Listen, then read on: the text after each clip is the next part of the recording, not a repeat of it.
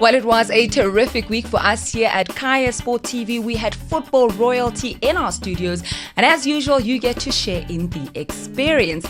Hello and welcome to Kaya Sport TV. My name is Sotumea, and as I've already said, we had Portia Modise in our studios.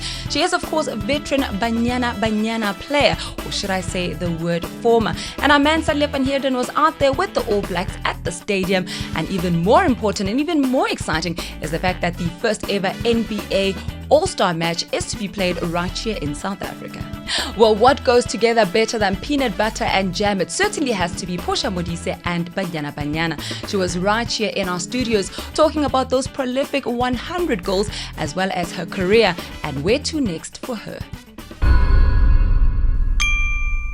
Let's go to the beginning, right where you started off, where you're from. Who are you? Where are you from? Where were you raised? Oh, mina Posh, of course, Pashin, bangibiza Pashin. Pashin. Utabuli net njengo Pasha. Ngiphuma YCT. I'm from YCT, Soweto, and I come from a big family where gumama mesi 3, but I have other siblings. But good thing is cut it short. Yeah, I come from this huge family and. Yeah, Portia. There's nothing changing about Portia. And me playing football, it's something that I had, God gave me. Then I was lucky that I grew up in front of my brothers and they also played the game. And they used to take me to go and watch them play. And when we come back, also Mark. So when they did that, I think I started to fall in love with the game. And I've realized I'm good with the game. Then I started to be out there in the street playing the game. A lot of the times, I'm glad to hear you talking about the fact that no khola 50 rand and it was a lot of money. And then after a while, it wasn't a lot of money. And you went overseas and this and you did all these great things.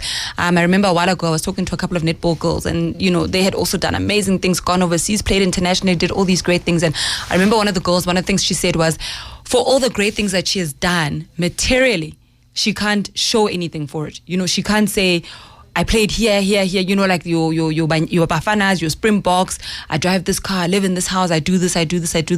Even after you've done all these great things, would you say it's the same for you, that when you look back on your career, it was great, you scored 100 goals, it was fantastic, but in terms of finances, you can't look back and say, this is what my talent brought me? I think it's a challenge every woman in sport. It could be netball, it could be tennis, it could by tennis they're getting paid. It could be anything. Not tennis. Not tennis. I think those are the challenges we face. So any women's sport, it doesn't pay like men. I don't know why, and we coming from this difficult backgrounds where people, they don't understand. Me, I'm cool about Portia. People started to see Portia, Koramakoli, and most people Portia, I got more to keep it takes, I got male Koli. People, they start to ask themselves, and I'm going to find out, I didn't have that. I wish I could show people who look at, yes, I'm a Banyana player. That is why you'll never find me in a celebrity space, because I feel I'm not a celebrity. I can't afford their life. I'm not that. I'm just a football player trying to motivate other kids out there to see you could change yourself out of sport. You could live a decent life. I try to create a decent life. I have a decent life now, but it was not easy, because when people look at you, they think you are on a mal, you are a waster, or you are. I wish I had that money, blow it up. I wish. I never. And it's sad because we also have ex-players where you can't even tell they were national team players. Then I'm worried even now. What's going to happen with them? It's not nice when you are a national team player. But they all know you, like, Portia. And you find those comments, people, they give you those comments, not knowing good. Problem, I haven't got paid. It's been 6 months not getting paid. But people, even at home, when you go to camp, people, they expect you, when you come back, you need to provide. And when you come back home and saying, yo, month and I don't have cash, they're like, Hey, we are beja lo mntanethu. Yes, sasingaphandle. They don't understand. Those are the challenges we face. Women's football doesn't have nothing, doesn't have money. As we wrap things up, we've spoken about the Tsamaya challenge, about the possibility of you getting back in Banyana Banyana. Where does Portia want to see herself in 10 years' time? If we call you back in 10 years' time for an interview in the studio, where will Portia be? Portia was born a coach at one of the teams in PSL, even Bafana if I can, because I feel good. I even play the game better than those guys, so I could come back and give back, teach them some few things.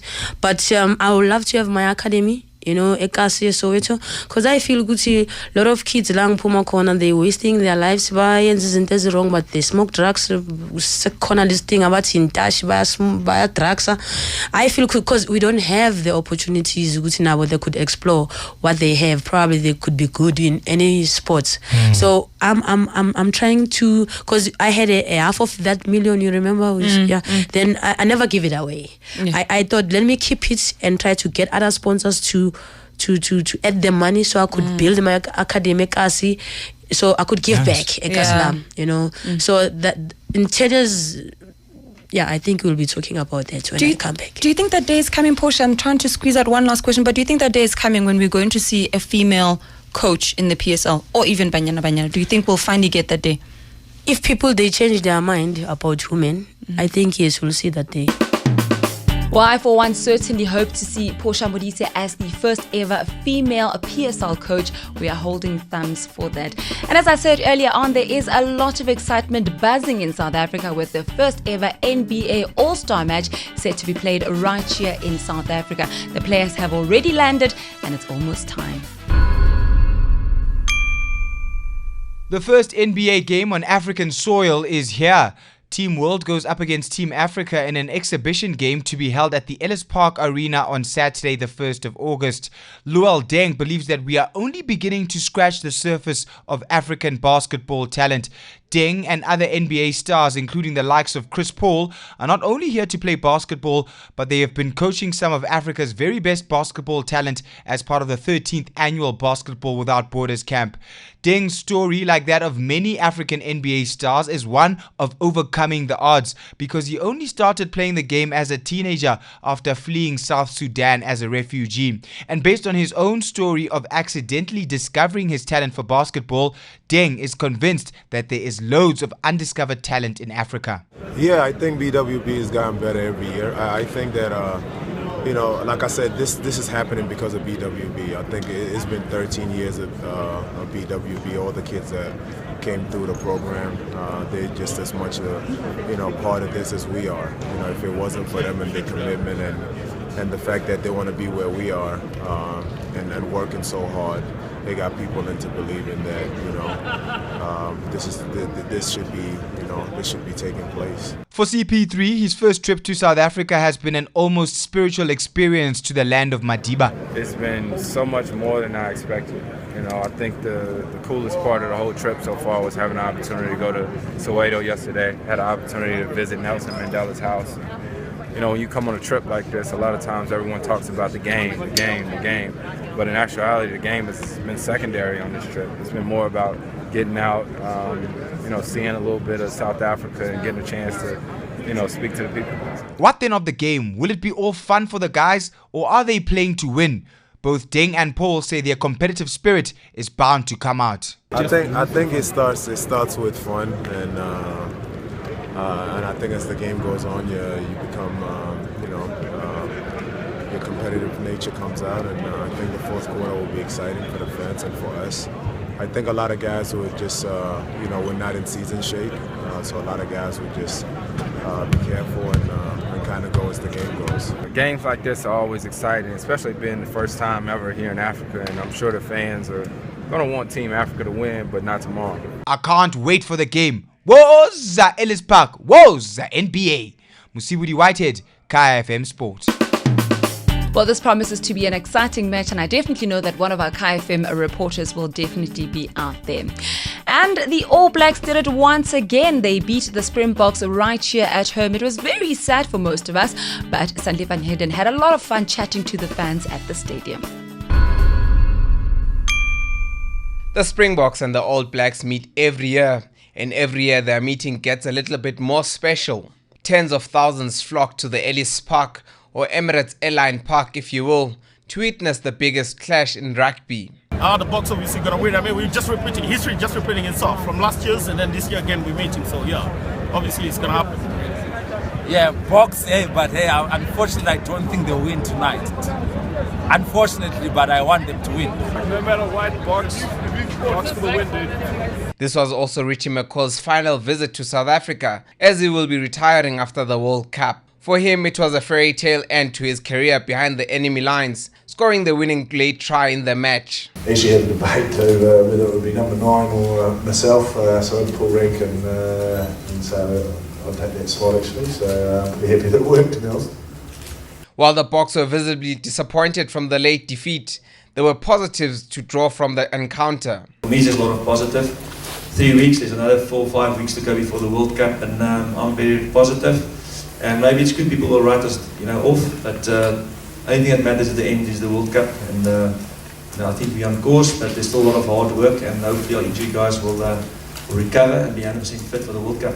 Well, there we have it, guys. Unfortunately, the Springboks didn't manage to pull this one through. The All Blacks just proving too strong right at the end and winning it at the death. But once again, these two teams managed to dish up another thriller at Ellis Park, showing that why they are number 1 and 2 in the world. And I'm pretty sure Ian Foster, one of the coaches, called it Hell's Park because they find it tough to come out here and win, but win they did. And we'll leave it there. A lot of disappointed fans, but a lot of positives for Hanneke May and his men to take out of it. For Sidestep, I'm Sandile van Heerden.